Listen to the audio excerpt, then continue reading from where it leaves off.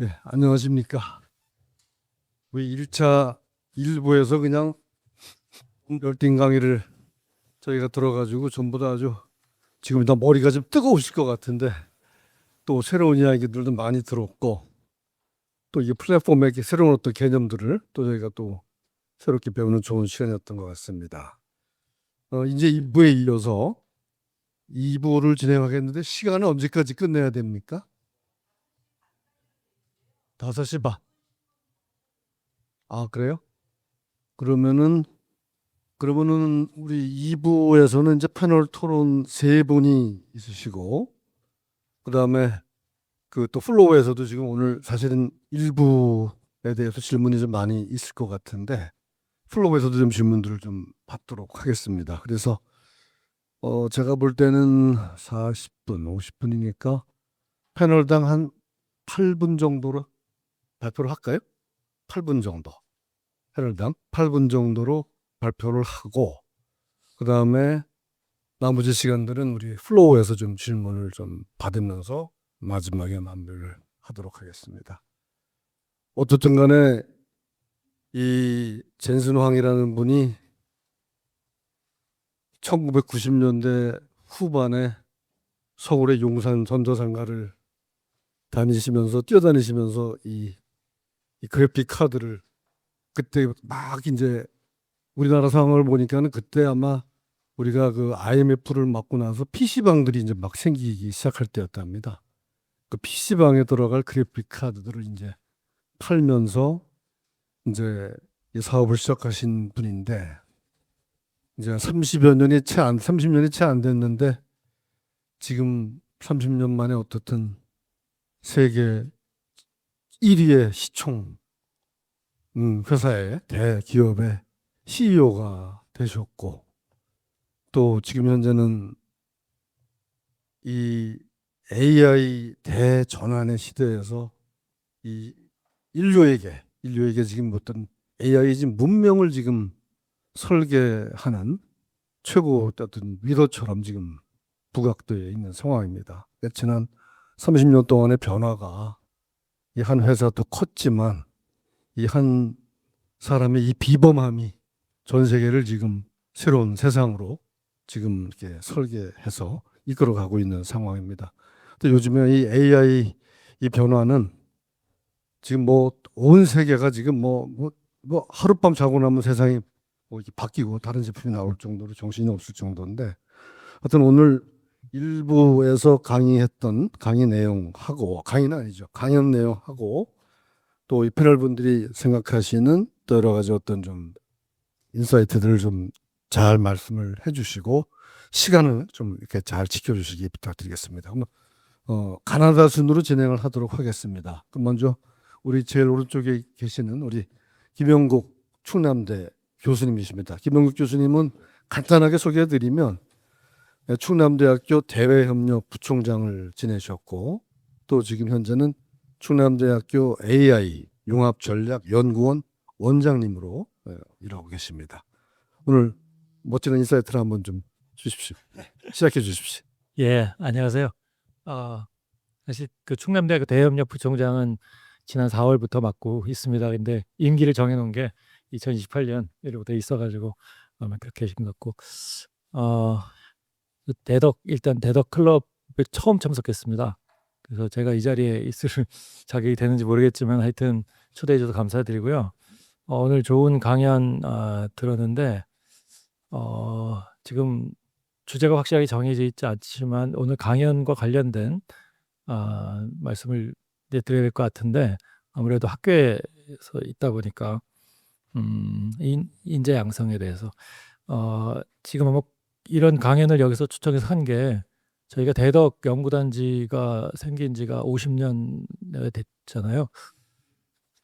그래서 어떻게 이 대덕 연구단지가 만들어진 그런 목적이 국가 발전을 이끄는 우수한 인재들과 연구 개발을 하기 위해서 만들어졌는데 몇 년 전에 그런 고민이 있었어요.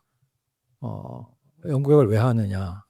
과연 50년 동안 연구 개발 연구단지에서 해냈는데 어떤 가치를 창출했느냐, 왜 또 그런 가치가 창출되지 않느냐, 그런 고민이 있었는데 여전히 과제로 남아 있는데, 아마도 오늘 이런 강연도 대덕 연구단지 나아가서는 우리 어, 나라가 어떻게 이런 새로운 그 AI 뭐 혁신이나 변화의 물결에 맞춰서 어떻게 어, 가야 될 것이냐라는 고민의 일환이라고 생각해서 그동안 제가 대학에서 물론 기업에 계신 분들 많고 연구원에 계신 분 많지만 대학에서 느낀 점을 말씀을 좀 드리겠습니다. 일단 오늘의 주제가 비전 메이킹, 비전이 중요하다 하셨고 AI 혁신의 비결이 세 가지를 말씀해 주셨는데 정말 공감하고요. 전 마지막에 value에 대해서 좀 집중적으로 말씀을 드리고 싶은데 과거에 대학이 만들어진 것이 처음에는 교육을 하기 위해서 만들어서 교육중심 대학이라는 걸 했고 그 이어서 연구중심 대학 그래서 R&D를 강조했고 여전히 우리는 거기에 머물러 있는 것 같아요. 그래서 그 모델이 과거의 산업사회에 맞춰진 모델이었다면 사실은 우리는 이미 이제 그런 걸 주창하고 있지만 선진국들이 세계적인 대학들이라는 것이 공통점이 R&D에서 연구 논문 많이 쓴 대학들이 아니라 얼마나 가치 창출을 하느냐, 가치 창출 대학이다. 그래서 하버드, MIT, 스탠포드 대학이 세계 최고의 대학인 것은 그 대학을 졸업한 인재들이 얼마나 가치를 창출하고 있느냐, 얼마나 기업 정신을. 그래서 우리 대학이 그게 잘 안 되는 게 뭐냐라는 고민을 계속 하는데 저는 그 원인이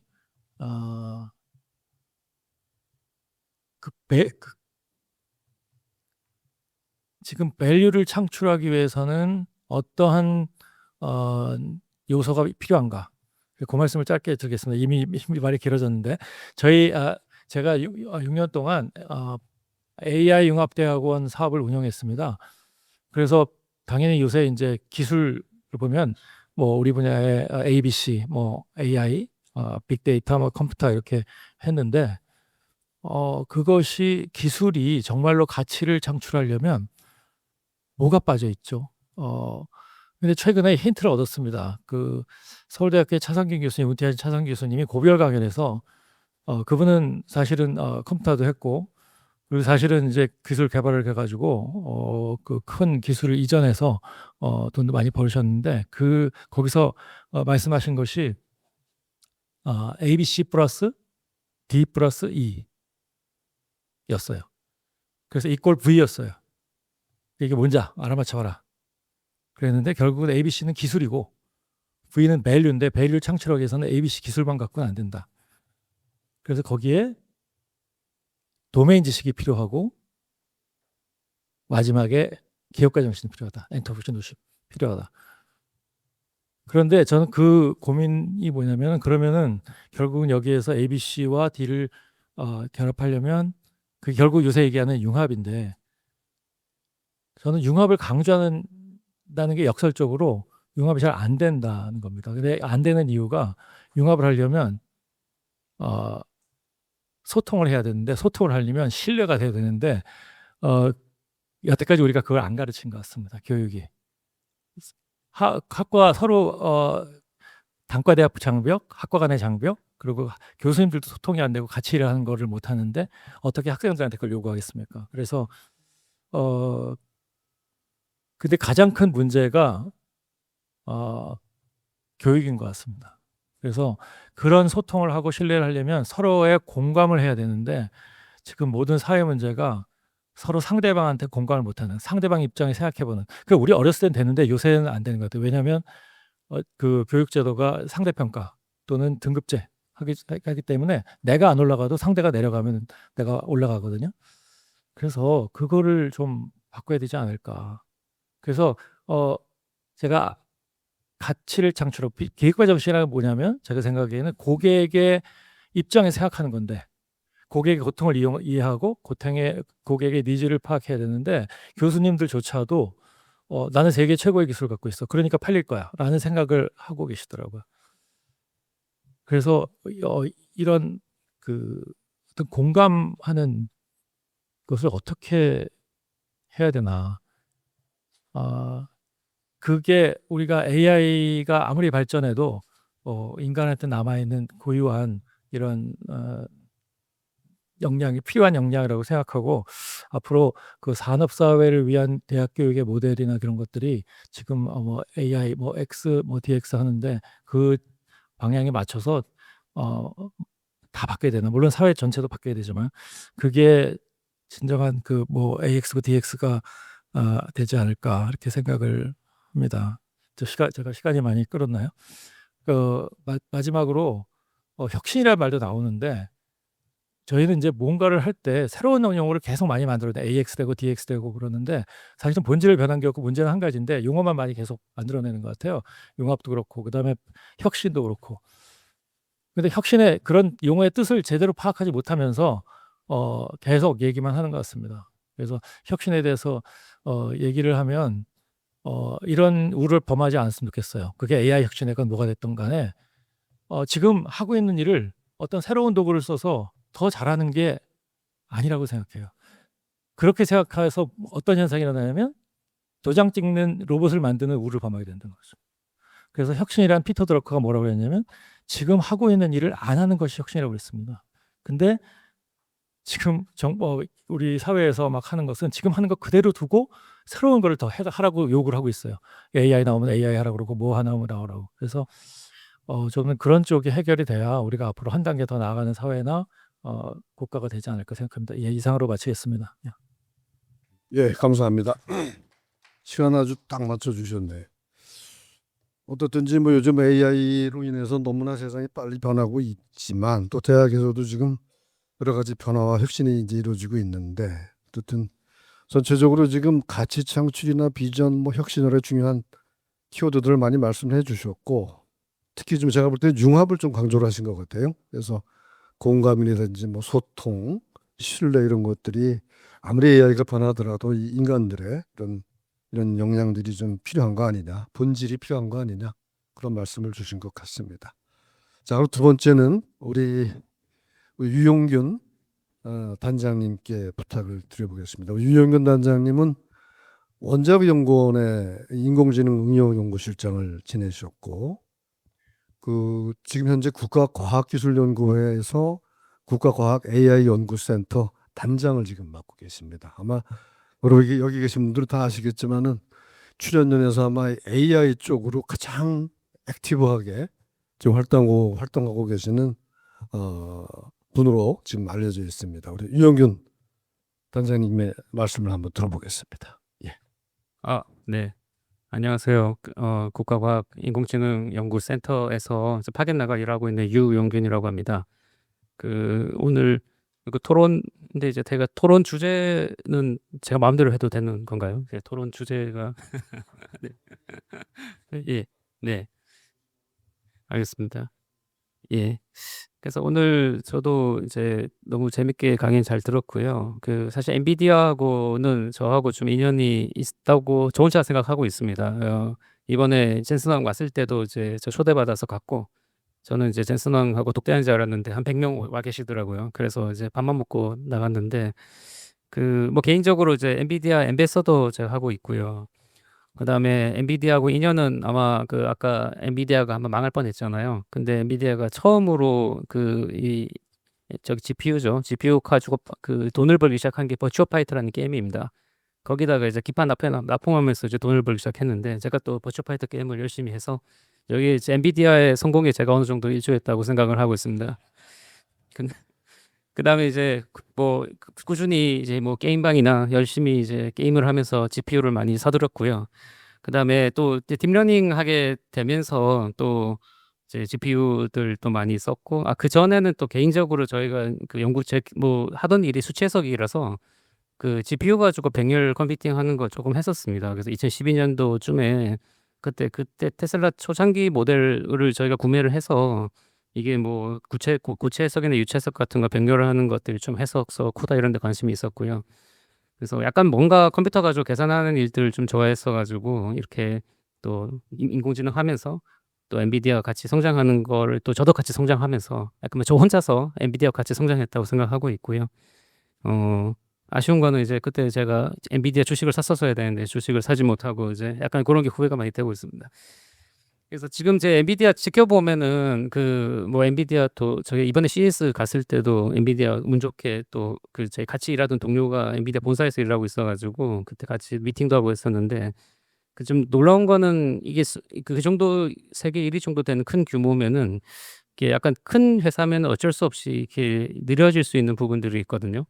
약간 레거시나 아니면 이제 기존에 있는 분들, 그다음에 새로 온 신구 간의 어떤 갈등도 있고 실제로 엔비디아도 그런 좀 갈등이 있다고 들었습니다. 예를 들어서 이제 예전에 오래 계셨던 분들은 예전에는 이제 구글 이런 데 못 갔는데 엔비디아 왔던 분들이고 지금은 이제 엔비디아가 최고 인재들이 모였는데 약간 급여라든지 이런 것들 거꾸로 역전돼 있죠. 그러니까 그 안에서 갈등도 있고 근데 그런 것들을 제이슨 황이 직접 이제 뭐 미팅 같은 거 연초에 미팅하면은 소원수리 같은 걸 해서 다 얘기 들어가지고 답변을 한다고 합니다. 그런 어떤 소통 문화 같은 게 되게 좀 아무나 할 수 있는 거 아니겠다. 왜냐면은 그냥 저도 뭐 실장 이제 뭐 이런 거 하지만은 귀찮잖아요. 뭐 이렇게 불만 올라오면 그냥 좀 참고 살아 이렇게 뭉개고 이렇게 하는데 이거 하나하나 얘기 듣고 다 소통한다는 게 되게 놀라웠고요. 그리고 이 웬만한 스타트업보다 더 빠른 것 같습니다. 그게 좀 너무 놀라워요. 예를 들어서 이 계속 연구 개발하고 있던 거를 좀 이게 스타트업이 원래 그런 걸 더 빨리 해야 되는데 하다가 안 되면 바로 접고 그냥 트랜스퍼하는 것도 빠른 것 같습니다. 올해 올 초에 요즘에 이제 그 LLM 인공지능 쪽에서 이제 GPU에서 화두가 LLM 쪽에 그 토큰을 어떻게 하면 빨리 저렴하게 생산하느냐가 관건입니다. 그래서 그걸 하기 위해서 효율적인 GPU 만드는 게 관건이고 엔비디아가 올해 CES 때 발표한 방법이 있어요. 거기 메모리가 너무 많이 차지하니까 비싼 HBM 메모리 쓰지 않고 이걸 어떻게 좀 저렴한 방식으로 해보겠다는 걸 발표했는데 그게 한 3개월인가 후에 GTC 발표 때 그냥 그걸 엎었더라고요. 그 내용을 아예 엎고 다른 방식으로 발표를 하는 걸 보고 근데 깜짝 놀랐습니다. 그냥 그 CES 그거 불과 3개월 사이에 내부적으로 아마 테스트해보고 의사결정을 했겠죠. 이거 했던 거 아니다. 접고 바로 다른 방법으로 이렇게 전환하는 거 보고 이거 웬만한 스타트업보다 이게 더 혁신적으로 빨리 기술 변화를 한다는 걸 보고 좀 되게 놀랐습니다. 그런 규모의 기업이면서도 이런 계속 혁신을 이뤄낼 수 있다는 구조가 놀랍고요. 그 또 하나는 부러운 거는 그런 거예요. 우리가 제이슨 순왕 그 이름을 잘 기억한다고 하셨잖아요. 근데 저는 사실 그 사람 이름을 잘 기억을 못 해가지고 그리고 약간 이제 안면 인식 장애도 있어서 사람 잘 알아보질 못하는데 그런 것 때문에 되게 부럽고 예전에 지금 일론 머스크나 이제 스티브 잡스하고 저기 젠슨하고 비교를 하면은 뭐 능력적으로는 세 분 다 뛰어난 능력을 가진 분이시지만은 젠슨 황은 이 회사 안에서 충성도뿐만 아니라 회사 밖에도 적이 없는 것 같아요. 적이 예를 들어서 뭐 잡스나 일론 머스크 싫어하는 분들 많이 있잖아요. 근데 젠슨 황은 그 뭐 모임을 하면 기업 대표가 와서 내 옷에다 사인해 달라고 하고 대기업 총수가 달려가서 치맥 파티하고 이런 게 이제 그냥 엔비디아가 그냥 그 시총 1위이기 때문에 그게 가능한 거라고 생각하지 않거든요. 그게 어떤 CEO의 어떤 개방적인 마인드라든지 어떤 한마디로 적을 만들지 않는 그게 저는 크다 생각합니다. 그 회사 이끄는 데 아주 큰 영향을 주고 있다. 그리고 그게 엔비디아가 자기 혼자서 이제 잘 돼서 돈을 벌 수 있는 게 아니라 그 생태계를 구축해야 되지 않습니까? 우리가 엔비디아 하드웨어 위에다가 이 하드웨어만 주면은 아까 되게 막 공감 가는 게 뭐 GPU를 쓰려 그러면 코드를 100만 줄 짜야 된다. 안 쓰는 거죠. 그러니까 쉽게 쓸 수 있게 만들어 주는 거죠. 하드웨어 GPU만 파는 게 아니라 GPU 위에다가 GPU를 쉽게 활용할 수 있게 그 플랫폼 소프트웨어 스택들을 다 쌓고 심지어 거기서 이제 과학 R&D까지 합니다. 예를 들어서 신약 개발이다 그러면 신약 개발해 주는 그런 플랫폼까지 만들어 제공해서 약간 이제 우리 GPU만 사면은 처음부터 끝까지 다 떠먹여 줄게. LLM도 있죠. 뭐 네모트론 이런 거 만들어서 발표하고 이런 식으로 비즈니스 하는 게 되게 어떤 뭐 전략이고 잘하는 점이 아닐까. 아마 회사 혼자서 잘 나가는 게 아니라 이런 생태계 구축하고 그리고 아랫단, 윗단 다 어떤 적이 없이 모두를 이제 좀 아우를 수 있는 이런 전략들이 좋은 게 아닌가 생각을 합니다. 그래서 엔비디아도 자기들 혼자서 다 못하잖아요. 반도체 설계할 때 뭐 시놉시스나 케이던스 같은 회사들 솔루션 다 가져와 쓰고 또 메모리 같은 경우는 이제 삼성 SK 쓸 수밖에 없는데 이게 가격이 오르기 전에 딱 먼저 와가지고 또 매출 한번 먹어주고 이제 그러면서 확 땡겨오는 거 이런 것들 보면은 뭐 아무튼 뭐 대단한 그 엔비디아가 잘 나가는 이유가 그런 게 아닐까. 꼭 기술뿐만 아니라 그런 인화 약간 그리고 뭐 어디 마케팅인지 모르겠지만은 사람 뽑을 때도 인성을 가장 중요시한다고 얘기했는데 그게 빈말이 아닌 것 같습니다.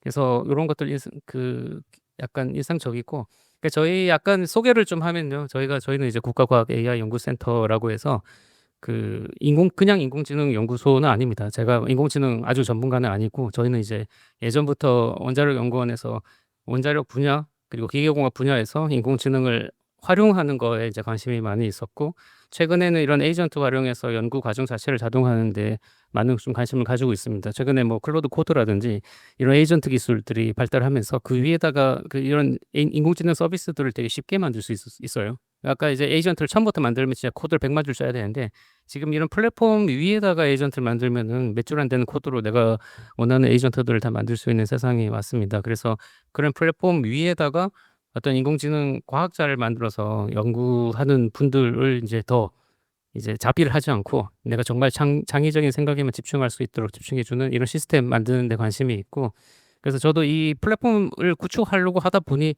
어쩔 수 없이 또 이제 엔비디아가 만들어 놓은 생태계를 고려할 수밖에 없더라고요. 그 GPU뿐만 아니라 거기 만들어 놓은 스택들을 어떻게 활용하지 않으면은 훨씬 더 이제 번거롭고 일이 많아지기 때문에 약간 저는 이제 좀 엔비디아 독점하는 거 좀 위험한 것 같아 가지고 좀 약간 피해 가려고 그랬는데 어쩔 수 없이 엔비디아 GPU도 사야 되고 그 위에 엔비디아 NPU나 그 안에 이제 이런 소프트웨어 스택 플랫폼들을 활용할 수 없는 상황이 이긴 합니다. 네.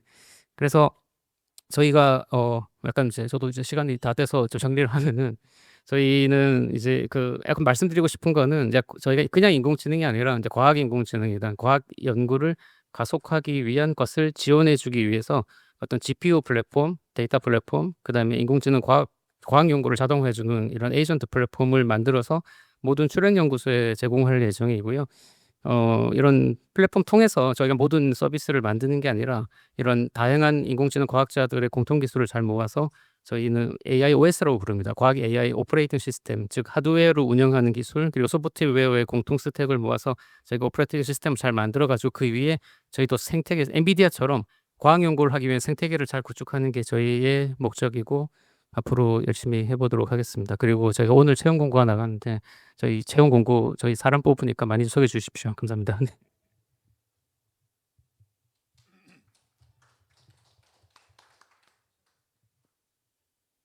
뭐 역시 젊으시니까 엔비디아 그동안 게임을 많이 써가지고 뭐 어쨌든 엔비디아에 기여한 것도 좀 말씀을 해주셨고 지금 말씀하신 것 중에 어쨌든 이 엔비디아의 여러 가지 지금 어떤 특성들을 잘 지적을 해주신 것 같아요. 그 신속한 어떤 기술 전환 같은 것들, 그다음에 그 큰 회사가 조직 문화가 남다른 조직 문화를 지금 가지고 있다는 거, 그다음에 뭐 어떻든 또 이 비즈니스뿐만이 아니라 기술 개발뿐만이 아니라 비즈니스나 이런 것들도 굉장히 전략적으로 하고 또 생태계 구축에도 굉장히 신경을 쓰는 그러한 부분들을 말씀해 주셨고 그다음에 지금 NST에서 지금 국가과학 AI 연구센터 운영 단장이시니까 그쪽에서 지금 구성하고 있는 플랫폼을 잠깐 좀 소개를 해주신 것 같습니다. 그렇게 하고 이 과학 연구를 어떻든 제대로 할 수 있는 그런 플랫폼으로 잘 키워나갈 수 있도록 앞으로 노력을 좀 해주시면 좋을 것 같고 아마도 우리 이용독 대표님이 좀 또 컨트리뷰션을 좀 해주실 수 있을 것 같습니다. NST 이 플랫폼 구축에 이렇게 하고 이용독 대표님은 나중에 제가 질문이 많을 것 같아요. 그때 따로 좀 한번 좀 말씀을 좀 부탁을 드리도록 하겠습니다. 그러면 이제 마지막 세 번째 패널로 우리 윤진욱 투비 유니콘 대표 이사님이십니다. 우리 윤 대표님은 지금 현재 보니까는 활동 사항을 보니까는 뭐 과학이부, 뭐 행안부, 산림청, 뭐 또 정부 쪽에 지금 자문위원 역할을 많이 하고 계셔서 정부 쪽하고도 좀 많은 협조를 하고 계시는 것 같고 제가 지금 알고 있기로는 투비 유니콘이 말 그대로 유니콘이 되겠다고 해가지고 투비 유니콘으로 이름을 지은 회사인 걸로 알고 있습니다. 맞죠? 예. 그래서 굉장히 지금 큰 꿈을 가지고 굉장히 열심히 지금 일을 하고 있는데 우리 윤진욱 대표님 간단하게 말씀 한번 부탁드리겠습니다.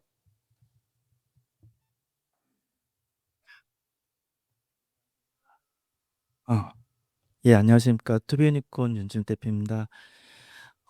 AI 시대에 오면서 젠슨왕이 많은 수혜를 입은 가장 큰 사람이라고 이야기를 했는데, 저도 그 이야기를 들으면서 이렇게 이제 훌륭하신 과학계 정보통신과 그리고 IT 분야의 분들 사이에서 이렇게 패널까지 해서 참여를 할 수 있다는 면은 저도 역시 AI 시대라서 가능한 일이 아닌가, 수혜를 받은 한 사람이 아닌가, 이렇게 화두를 던져드리고요.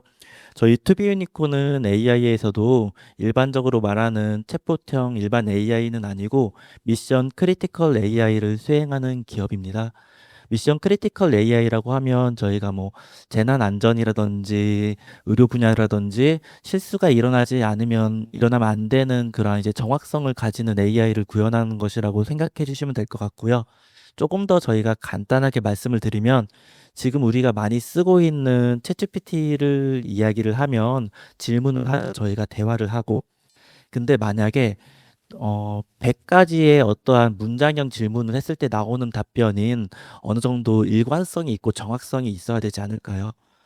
우리가 유창하게만 무언가 AI가 내놓는 것도 중요하겠지만 어떠한 명확한 문제를 해결하기 위해서는 내가 질문하는 거에 대해서 명확하게 판단하고 일관된 대답을 해야 됩니다. 우리는 그런 거에 대해서 한 번은 고민을 해볼 필요가 있지 않을까. 일례로 저희가 산림청이랑 행안부랑 같이 하고 있는 여러 가지 이제 재난안전 과제들이 있는데 어떠한 재난안전 과제에서 AI가 명령을 해줍니다. 추론을 해주고서 어떻게 하라고 제안을 해주죠. 유창하게 말한다고 하면 그게 과연 정말 훌륭한 대답일까요?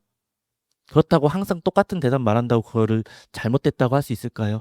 그 현상을 해결하기 위한 대답은 어떻게 보면 일관될 수도 있을 것 같습니다.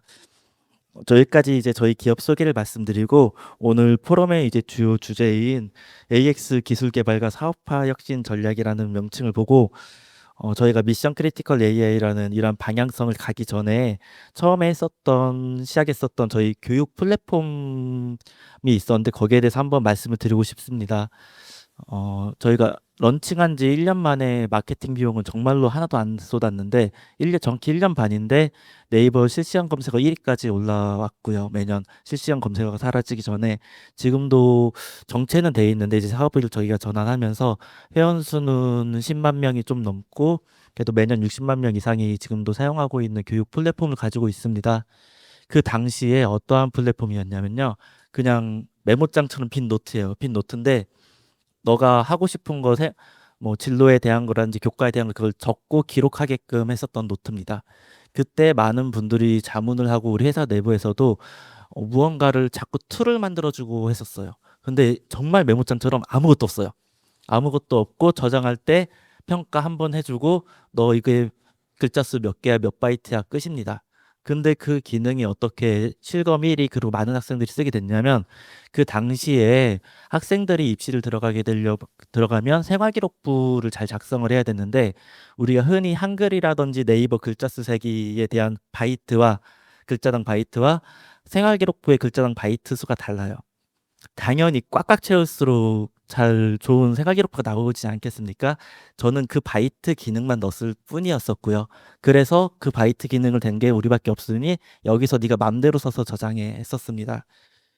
저는 그런데 이 기능에서 저는 우리가 메모장처럼 하지 않고 만약에 다양한 영어 노트처럼 아니면 뭐 과학 기술 노트처럼 한문 노트처럼 그러한 기능들을 썼으면 과연 이렇게 많은 사용자들이 자율적으로 사용하면서 할 수 있었을까 그러한 생각을 해보게 되고 저는 혁신이 일어나려고 하면 무언가 자유롭게 생각할 수 있는 그런 한계를 깰 수 있는 툴에서 혁신을 이룰 수 있도록 제안을 해줘야 되지 않나라는 생각을 해봅니다.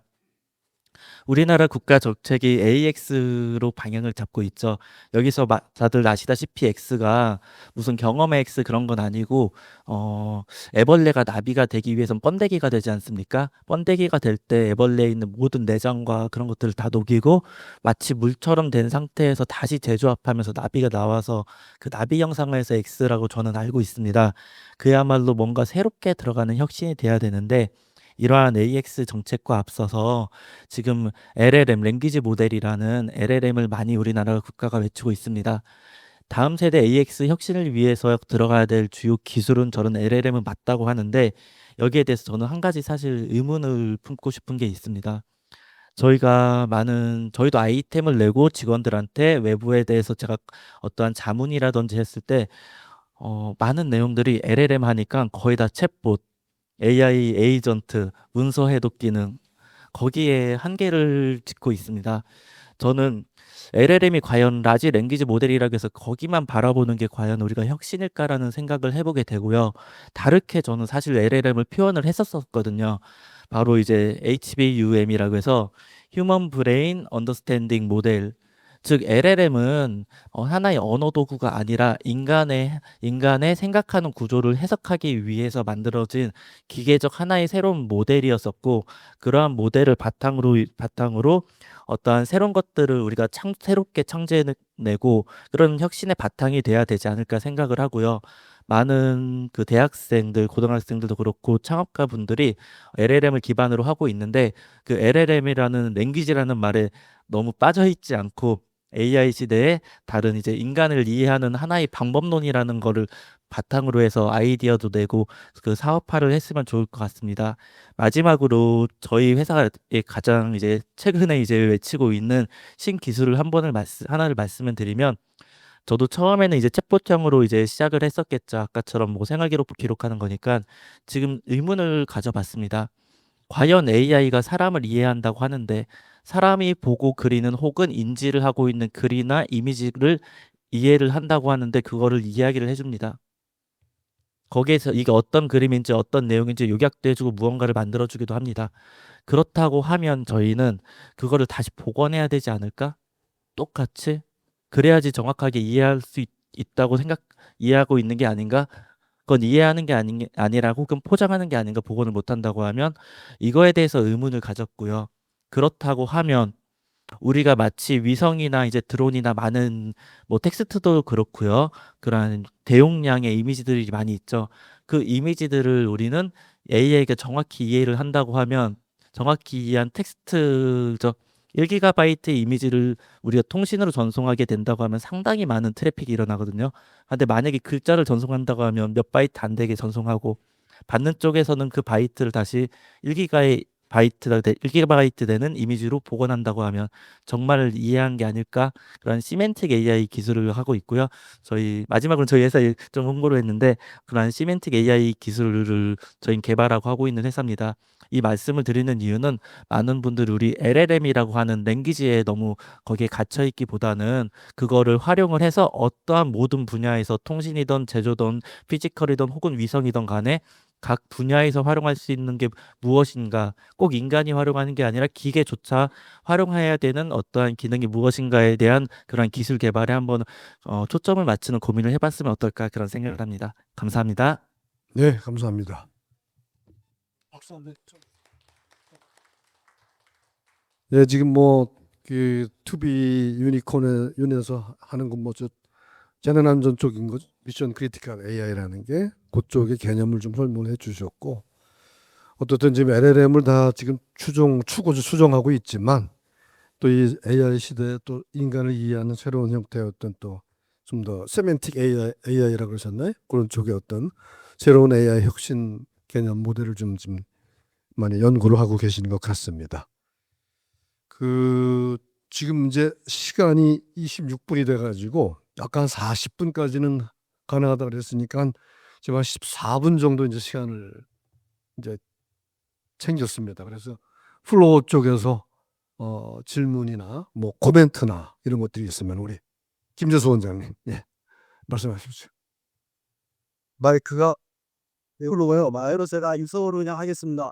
네, 다도 수비 이번에 공동대표를 맡고 있는 탄해도 고맙습니다. 네, 제가 사실 이용덕 대표님 이제 강연을 듣고 나서 정말 기뻤습니다.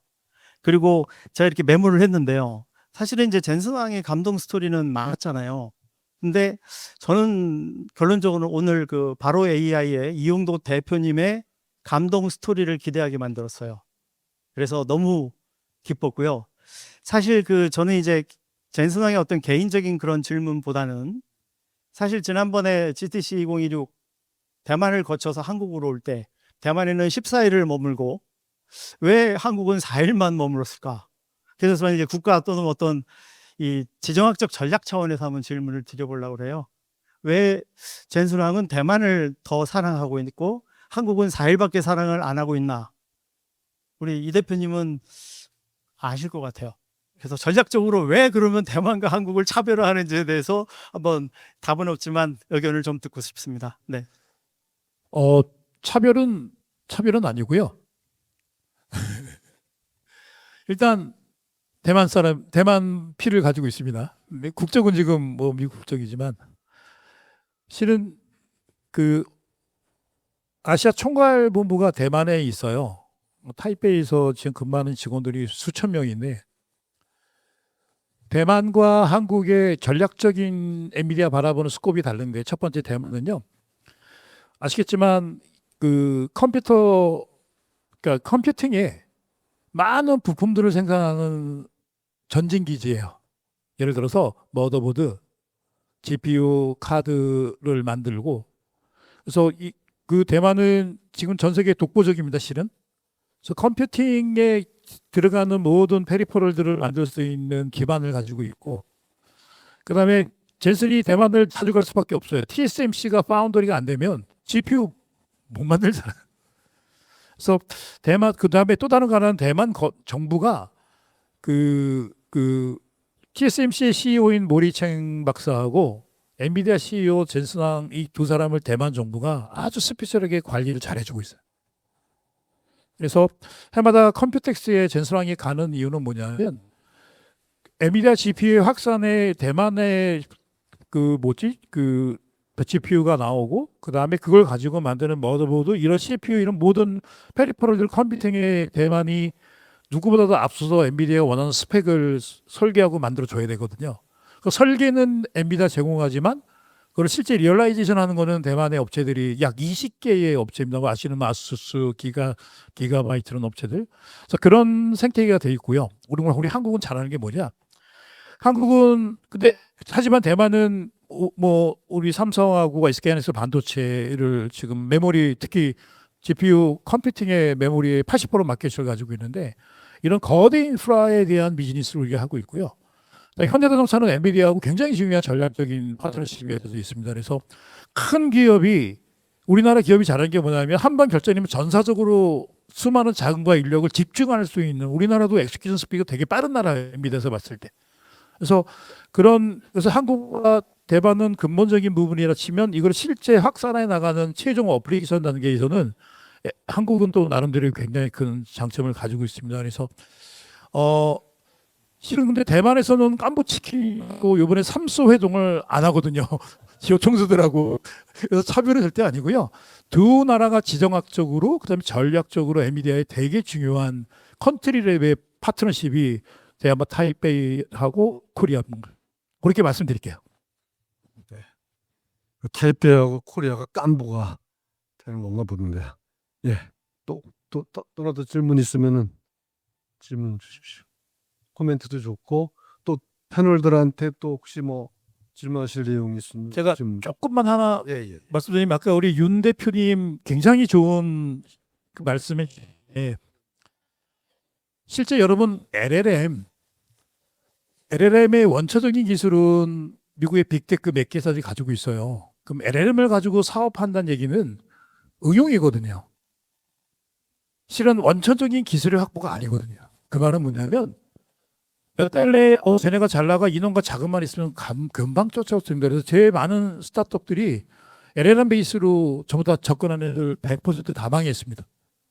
비즈니스 자체가 성립이 안 되는 거예요. 왜냐하면 여러분 비즈니스 모델의 정의가 여러분 어떻게 생각하는지 모르겠지만 제가 서강대학교에서 아테인 테크놀로지과의 창업학을 6학기를 제가 지도를 하면서 한 학기마다 법인을 하나씩 만들었습니다. 학생 법인을. 학생들에게 얘기를 해요. 비즈니스 모델. 특히 기술을 하는 저는 그 테크놀로지 전문가라고 얘기할게요. 테크놀로지 전문가에는 학교에 계시는 석학들 계시고요. 아니면 엔지니어링의 전문가들이 있는데 기술 전문가의 패러독스가 뭐냐면 새로운 기술을 만들어서 해놓으면 이게 비즈니스가 될 거야라는 부분입니다. 비즈니스 모델은 학생들에게 저는 이렇게 얘기를 해요. 너네 통장에 밸류가 돼서 얼마가 들어올 건데 얼마가 들어오기 위해서 어떤 라이 커스터머의 라이 프로덕트, 라이 테크놀로지를 라이 타임에 딜리버리 할게 이게 비즈니스 모델. 정확한 타겟 마켓의 타겟 커스터머의 라이 디맨드가 파악되지 않으면요. 만들어면 된다. 그거는 옛날 얘기입니다. 그래서 제가 지금 수많은 AI 스타트업들 지금 코칭하고 있고 또 뭐 몇백억씩 투자받은 현재 AI 스타트업 대표들도 있습니다. 저는 오히려 아까 말씀드린 대로 조그만 거지만 기존에 아날로그로 했던 것들, 프로덕트 했던 것들을 가지고 AI 생산할 때 AI를 도입을 하든 AI로 어떻게 트랜지션하든 큰 기술, 작은 기술이 있는데 먼저 라인 마켓에 라이 커스터머의 라이 디맨드를 체크하고 거기에 맞는 기술을 도입하는 게 그게 저는 AX의 전환의 출발점이라고 얘기를 해요. 그래서 큰 기술, 작은 기술이 있는데 내가 타겟을 하는 저 시장의 문제점이 뭐고 그거를 해결할 라이 테크놀로지를 딜리버리해서 만들어서 나가도 실 비슷의 결과는 올지 안 올지 모르잖아요. 그래서 아까 엔비디아의 성공은요. 아까 우리 그 유 교수님 말씀하셨는데 어떻게 3개월 만에 금방 바꿔 맞는 말씀입니다. 스타트업보다도 액션에 대한 결정상이 더 빠른 첫 번째가 뭐냐면 막 하다 이 아이디어 나왔을 때 그래 그럼 얼마 거기에 필요해? 그러면 만약에 10억이라 얘기했죠. 그럼 어느 몇 달 뒤에 그 1차 시도의 결과 나와 3개월이요. 좋아. 3개월 10억 원 바로 그저 사인해. 그 팀 구성해서 일주일 안에 보고해. 그 팀들이 3개월 안에 10억의 자금을 가지고 먼저 1차 검증을 해요. 엔비디아의 성공은 실행과 검증의 끊임없는 반복이었고요. 1차 검증 나온 결과가 아니다 판단하면 바로 스톱. 이런 작업들이 유기적으로 끊임없이 지난 30년, 40년을 엔비디아 젠슨왕의 리더십으로 꾸은 게 그 성공 비결 중에 비하인드에 있는 가장 배경이 아닌가 싶어요. 그래서 변화는 여러분 네이버에 그것을 찾으시면 무엇을 시도하고 일정 시간이 지나고 변하고 난 상태의 성질이나 물질의 결과가 변합니다. 변화는 시도해보지 않으면 절대 이게 된다 안 된다 판단을 안 내려. 그래서 그 1차 검증이라는 시도가 그 시도가 쌓이면서 저는 결과들이 만들어져 생각을 해요. 그래서 학생들하고 진행하면서도 저는 검증을 시도하는데 두려워하지 마라. 날밤 새워서 해. 너네가 CEO가 되고 싶다며 라고 계속 동기부여를 해주는 거예요. 그래서 특히 석사 학생들을 잘만 지도하면 석사 학생들 논문이나 석사 학생들이 진행하는 프로젝트들이 사업화될 수 있는 것들이 되게 많아요. 그래서 저는 기업 경영이고 경영이 전문가를 해가지고 학교에 들어가서 그 사업하는 작업을 진행을 해서 해보니까 진짜 한 학기에 법인이 하나씩 만들어지더라고요. 그래서 저는 대학의 석사, 학사 중심으로 그들이 진행하는 AI 프로젝트, 어떤 프로젝트인지 간에 그 프로젝트를 사업화시키는 부분에 변화, 시도와 검증의 변화 부분에 잘만 이끌어주면 저는 굉장히 좋은 결과들이 나올 수 있다라고 제가 실제 경험해서 그런 생각을 좀 가지고 있습니다. 아유, 너무 좋은 말씀 감사합니다. 예, 여기 질문. 예. 예. 회장님. 사실 오늘 그 이용덕 대표님의 그 특별 강연을 잘 들었는데요. 사실 저희가 처음에 큰 주제를 내세웠을 때, 지금 뭐 10년째 넘게 우리나라와 대만도 똑같이 3만 불 시대에 지금 갇혀 있는 거죠. 그래서 3만 불 시대를 뛰어넘는 4만 불 시대를 진입하는 게 과연 AX 기술이 어떤 역할을 할 수 있을 건지. 또 하나, 대만이 지금 1인당 국민소득이 우리를 앞섰습니다. 근데 앞섰는데 대만에는 뭐 TSMC라는 든든한 게 있고 우리로 또 그러게 필적할 수 있는 또 삼전도 있고 SK 하이닉스도 있고 하지 않습니까? 과연 대만하고 한국하고 4만 불 시대에 어느 나라가 먼저 진입할 수 있을지 혹시 예측할 수 있을지 식견을 한번 들려주시면 좋겠고요. 3만 불 시대 진입을 위해서 AI 혁신 기술이 어떤 역할을 해주면 좋을지에 대해서 좀 조언을 해줄 수 있으면 부탁드리겠습니다. 제가 그 ST 마이크로라고 톰슨 SGS 그 유럽 회사 근무하다가 2000년에 이제 AMD에서 그 통신 반도체 사업부가 분사된 스핀업된 회사의 한국 사장으로 처음 취임을 해서 2000년 3월에 실리콘밸리에 처음으로 갔습니다. 갔더니 인터넷이 무슨 진짜 지금 AI 이거는 게임이 안 돼요. 인터넷이 이 세상을 다 바꾼다라는 열풍이 상상을 초월할 정도로 있더라고요. 근데 그조차도 유럽과 한국에 있을 때 몰랐어요. 근데 3월 초에 갔는데 제가 2달 그때 스테이하러 갔었는데 4월 딱 가자마자 버블닷컴 딱 터지면서 97%의 인터넷에서 신기원을 만들던 회사들이 다 망해요. 어느 정도까지 심각했냐면 아마존 주식이 200불이었는데 그게 8불로 떨어집니다. 저는 그때 2002년에 넷플릭스를 봅니다. 제가 2002년에 브로드컴 한국 지사를 제가 만들어서 사장으로 갔는데 브로드컴이 아날로그 케이블 모뎀을 디지털 케이블 모델면서 닥시스 표준을 만들면서 디지털로 넘어가는 과정에 넷플릭스를 알게 된 거예요. 야, 저거 황당한데 진짜 나중에 영화를 저거 넷플릭스가 영화를 보여주는 인터넷 플랫폼 회사인데 저거 되는 거 아니야? 되는 거 아니야라는 생각을 딱 가졌을 때 아, 판이 완전 변했구나. 판이 변한 걸 느꼈거든요. 근데 그 판이 변한 걸 제가 2022년 11월 30날 GPT 3.0 챗 GPT가 나오면서 2002년에 느꼈던 걸 똑같이 느낍니다. 가트너가 매년마다 AI의 미래에 대한 예측을 발표하거든요. 저는 미국에 있으면서 가트너를 계속 보는데 2015년 이후에 가트너가 AI의 미래에 대한 매년 발표들이 점점 정확도가 올라가요. 지금 2022년부터는요.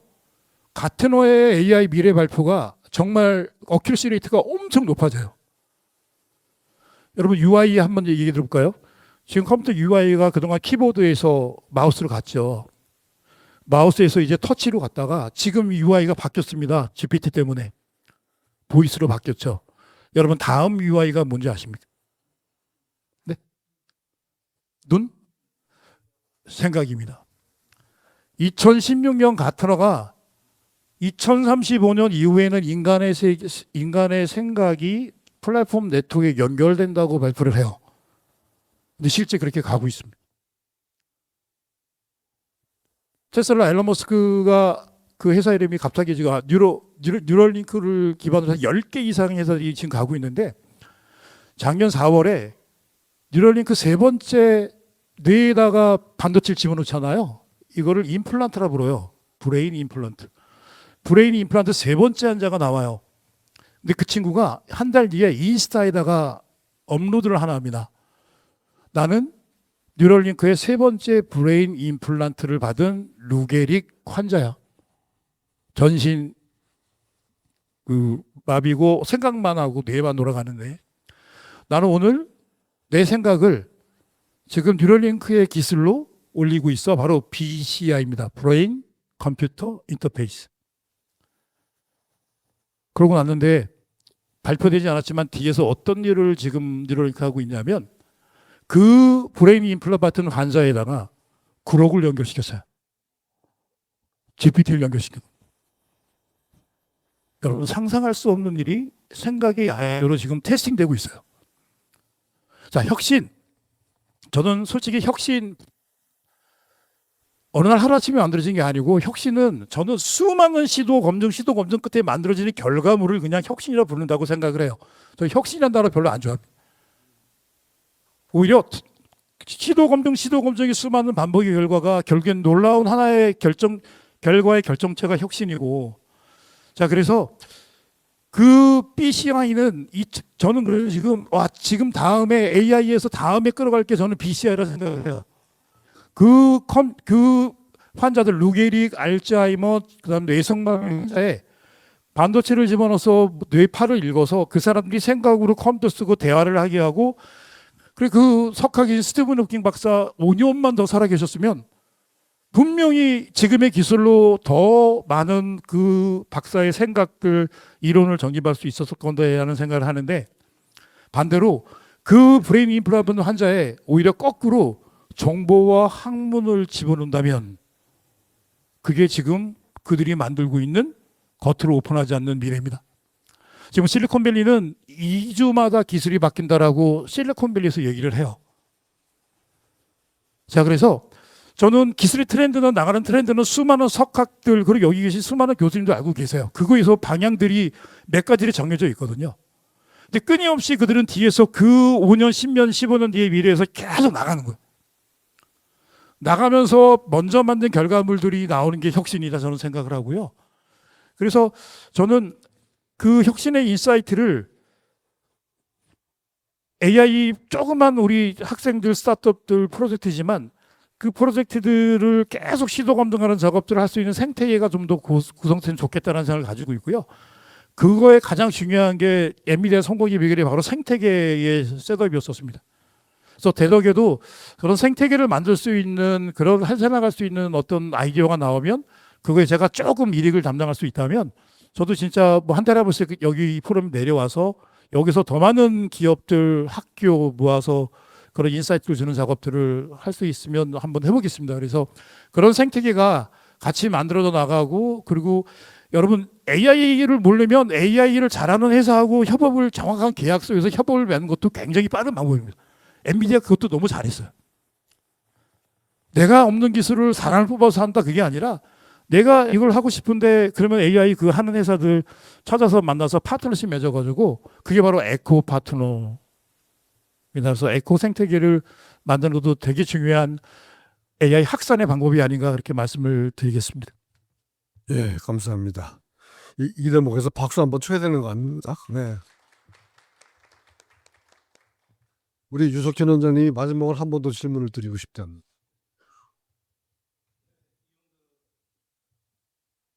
네, 이용덕 대표님 아주 강연 감동적으로 들었습니다.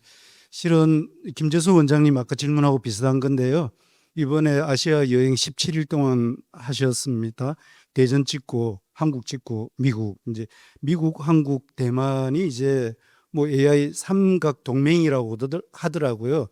그런데 아까 대표님 강연 중에 value 또 그 면접할 때도 value에 대해서 질문을 받았다고 하셨는데 저는 이제 젠슨 황이 어쨌든 AI 분야의 세계 경영 전략을 가지고 있을 거잖아요. 한국에 대해서 생각하는 젠슨 황 대표께서 회장님이 한국에 대해서 생각하는 밸류가 무엇일까? 그냥 한국이 단순한 고객사 관리 차원일까? 아니면 공급망 관리 차원 그 정도 수준일까? 아니면 또 다른 어떤 우리가 모르는 어떤 가치를 가지고 있을까? 한국이 모르는 가치를 젠슨 황 회장님께서는 어떻게 생각하실까? 이런 뭐 질문을 좀 드려봅니다. 제가 시달님 오시면서 한국의 지정학적 위치가 갖고 있는 인프라에 대한 우월성을 굉장히 많이 보고 드렸었는데 바로 그 점입니다. 현대자동차와 지금 그러니까 제 예측인데 엔비디아가 현대자동차의 협이 뭐냐면요. 지금 현재 예측 자료지만 2028년 말에 일단 미국부터 시작해서 지금 그 우버를 로보택시로 진행한 프로세스가 이미 많이 진행되고 있어요. 그 우버가 기사가 없는 로보택시로 하는데 그 파트너십을 엔비디아는 현대자동차를 생각하고 있는 겁니다. 전 세계 3위의 자동차 업체죠. 그래서 현대자동차의 자율주행 플랫폼을 엔비디아가 쌓은 노하우로 그 플랫폼에서 개발을 하고 현대자동차가 로보택시를 만들고 그 위에 마지막 브레인 AI 플랫폼을 같이 공동해서 얹히는 거예요. 그래서 미국서부터 2028년 말에 진짜 이게 현대자동차가 만든 엔비디아의 로보택시가 운행이 하는 시나리오를 같이 쓸 수 있는 자동차 기업이 몇 개가 되겠냐 이거예요. 실은 전 세계 자동차 16개 기업 정도가 엔비디아 자율주행 플랫폼으로 그동안 자율주행을 개발하고 있습니다. 실제적으로. 자, 그런데 그거를 전략적으로 활용해 나갈 수 있는 파트너십 할 수 있는 거를 현대자동차를 낙점한 것 같고요. 그다음에 현대자동차는 또 그 보스턴 다이나믹스 로봇 회사의 경쟁력을 가지고 있어요. 그래서 보스턴 다이나믹스 그 로봇의 피지컬 AI를 실은 그 보스턴 다이나믹스의 안에 팀은 아직 미국에 있거든요. 현대 엔비디아의 피지컬 AI 플랫폼으로 개발을 하고 있어요. 자, 그래서 지금 올해 그 4월 달에 미국에 그 원엑스라는 AI 로봇 회사가 집사로 이미 서비스를 시작을 했어요. 키 160cm 로봇입니다. AI 로봇입니다. 그래가지고 현찰로 사면은 한 2만 불대고요. 한 달에 499불을 내면 그 원엑스가 로봇의 집에 와서 로봇 원엑스 로봇이 집사 역할을 해요. 눈은 카메라로 컴퓨터 비전을 집어넣고요. 그리고 집안에 있는 AI, 각각의 AI 디바이스를 연결해서 컨트롤할 수 있는 작업들을 지금 하고 있고, 집에서는 100가지의 활동들을 시뮬레이션으로 계속 지금 고도화시키고 있거든요.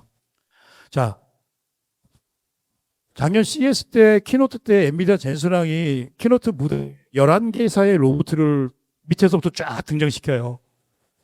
그 회사의 로봇을 엔비디아의 피지컬 AI로 로봇을 훈련시킨 알고리즘을 집어넣고 추론하는 걸 집어넣어서, 그래서 지금 테슬라의 옵티머스, 그 다음에 오픈 AI하고 그 피규어하고 한 피규어 AI, 그 다음에 엔비디아입니다. 그래서 그런 면에선 국내 기업들이 가지고 있는 한국이 가지고 있는 인더스트리에 대한 2차 산업, 3차 산업, 4차 산업도 굉장히 잘 돼 있거든요. 잠수함이 하나가 요번에 캐나다가 되게 좋은 예입니다.